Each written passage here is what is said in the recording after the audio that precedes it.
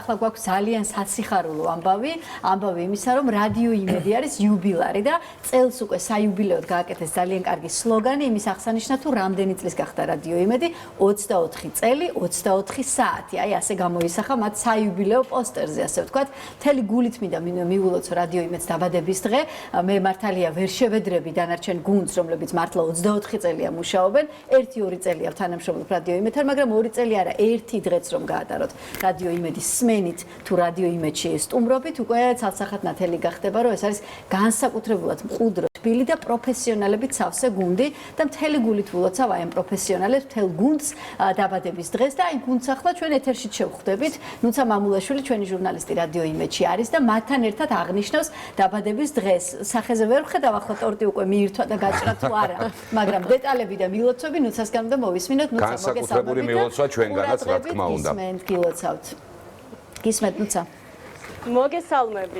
მოგესალმებით, პირველ რიგში გილოცავთ და ვულოცავ ჩვენს მაყურებელს ბარბარობის დღესასწაულს, რადიო იმედს კი დაბადების დღეს და დიახ, სწორედ ამ დღეს 2001 წლის 17 დეკემბერს დაიწყო რადიო იმედის ისტორია, რომელიც უკვე 24 წელს ითვლის უცვლელი მაღალი რეიტინგით პროფესიონალთა გუნდით, მრავალფეროვანი საეთერო ბადით, რომელიც ყველაზე მთავარს სმენელის ნდობას და სიყვარულს დღემდე ინარჩუნებს და როგორც ხედავთ, აქ არის უკვე საზეიმო განწყობა რადიო იმედის გუნდი აღნიშნავს საიუბილეო თარიღს და მინდა რომ ახლა მათგან გავიგო თუ რას ნიშნავს მათთვის რომ იყო აი ამ დიდი ოჯახის წევრი. ნანუკა გულუა არის ჩვენთან ერთად. ნანუკა, მოგესალმებით და გილოცავ. მოგესალმებით, მეც მთელი გულით გილოცავთ ყველა იმედელს რადიოს დაბადების დღეს. ძალიან ვამაყობ რომ მათი ნაწილი ვარ. ესე ბანალურად ვიტყვი და არაბანალურად ვიტყვი რომ მართლა ჩემი ოჯახია. ყოველთვის აქ არის ისეთი განწყობა რომელიც მომარბენინებს ყოველ ხუთშაბათს და ღმერთმა დამიფაროს მათ გარეშე აწი დანარჩენი ხუთშაბათები. მინდა რომ ვუსურვო წინსვლა, წარმატება, ჯანმრთელობა, ბედნიერება, ხვავი, ბარაკა და ყველაფერი საუკეთესო. ნანუკა, როგორ ფიქრობ, მაინც რა არის ის მთავარი, რაც რადიო იმედს გამოარჩევს დღეს ზოგადად ქართულ მედია სივრცეში როგორც უპირობო ლიდერს? იცი რა არის, ყველაფრის წარმატება მგონია რომ ახლა არის ის რომ როგორი გუნდი დგას იმ საქმის უკან, რომელიც წარმატებულია.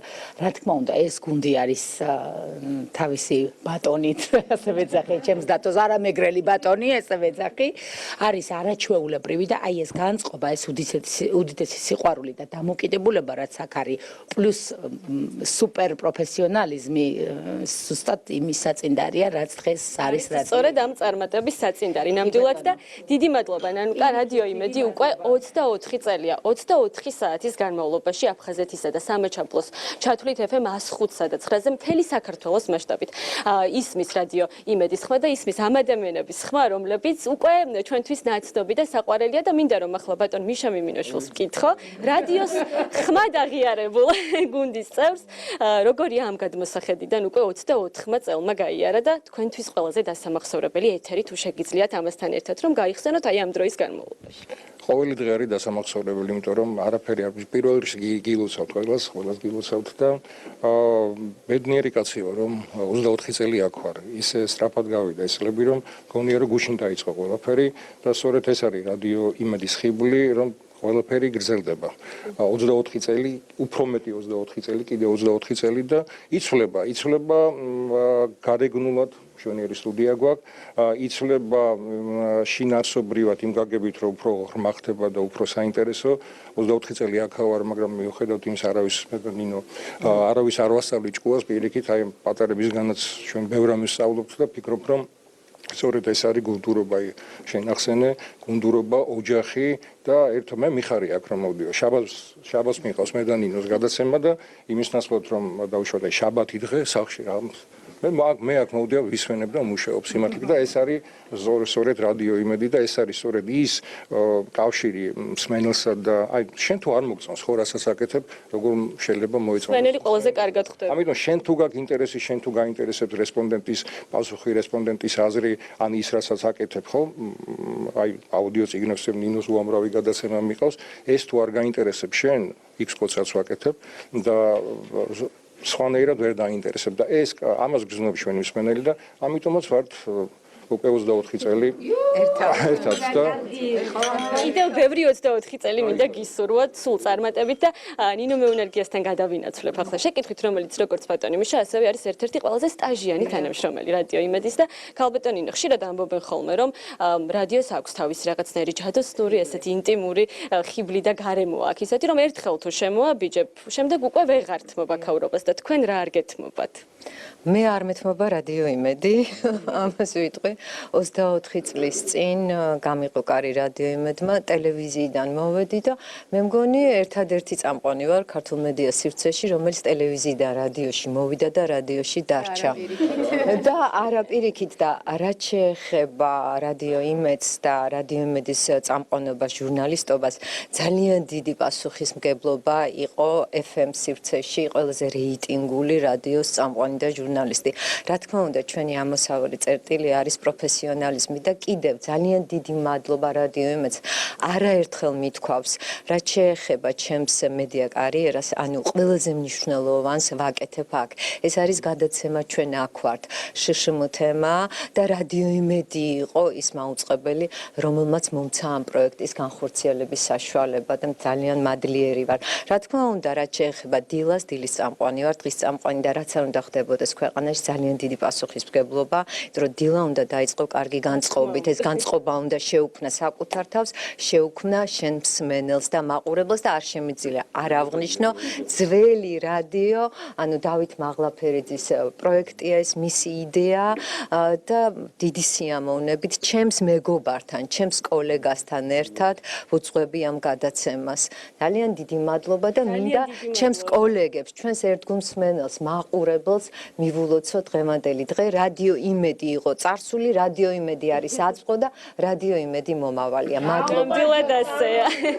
და მინდა რომ მარიამ დინარაძეს ვკითხო ახლა, აი სწორედ აი აქედან გამომდინარე, როცა აი ამ ხელა აუდიტორია გისმენთ, ხო, ყოველდღიურად რა არის ყველაზე დიდი პასუხისმგებლობა მარიამ მსმენელის წინაშე?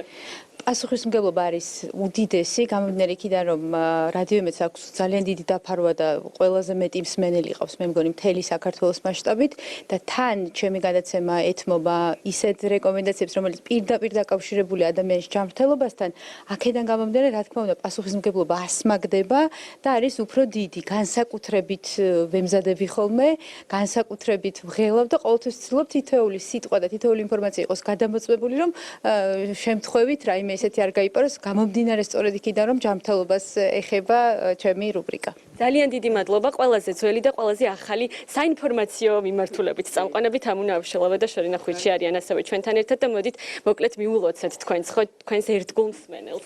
ულოცავ რა თქმა უნდა ბარბარობას გილოცავთ, რა თქმა უნდა დღევანდელ დაბადების დღეს ულოცავ ჩემს კოლეგებს, ყველა იმ ადამიანს, ვინც აქ ფეხი შემოდგა, დღეს არ არის, ან დღეს აქ მუშაობს, რა თქმა უნდა ჩვენი გუნდი საინფორმაციო სამსახურის ახალი წამყვანი, ეს არის შორენა და მინდა წარმატება უსურვო და რაც მთავარია მინდა გითხრათ, რომ თქვენ ვერ ხედავთ მას, რასაც ჩვენ აქ განვიცდით, ვამოწმებთ, გაწვდით, ეს არის უდიდესი პასუხისმგებლობა საინფორმაციო სამსახურის ჯგუფის სახელით ვამბობ, იმიტომ რომ წარმოიდგინეთ 24 წელი რა მოხდა ქვეყანაში, რომ დავატრიალოთ და ის უნდა მოუყვე, ეს უნდა მოუთხრომ მსმენელს, ძალიან კრიტიკულ მსმენელს არაერთხელ აღმინიშნია და მოწმები ვართ, რომ დღეში არაერთი ზარია, რა თქმა უნდა, მოკითხვის შენთან ერთად უნდა ანალიზი გააკეთონ დღის თემების და ასე შემდეგ, ასე რომ ინტერაქციაც არის ძალიან ისეთი უშუალო და ამიტომ მსმენელებს ულოცავ, რა თქმა უნდა, ჩვენს დაბადების დღესაც, იმიტომ რომ მათ გარეშე უბრალოდ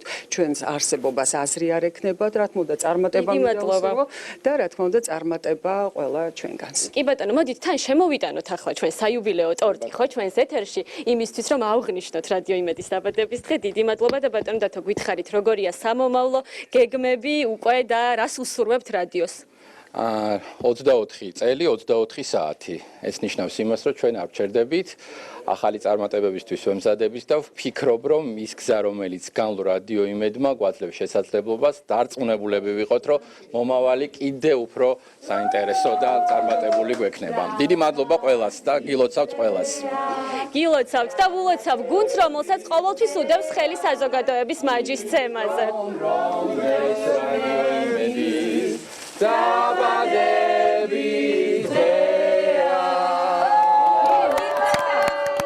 გილოცავთ რადიო იმედს გილოცავ მართლა არაჩვეულებრივ შეკრულ გუნდს ერთ ოჯახს და ვნახეთ ახლა ჩართვაში რომ თითქმის უმეტესი ნაწილი არის ძალიან ცნობილი ვარსკვლავი თუ სახე, მაგრამ რადიოს ეს აქვს განსაკუთრებული თვისება, რომ რადიო სივრცეში ყველა მათგანი უფრო განსხვავებული, უფრო მყუდრო და უფრო ახლოს დგომია მსმენელთან და აი ასე გაგრძელებას ვილოცავ თელ რადიო იმედს და შემოქმედებით გუნდს.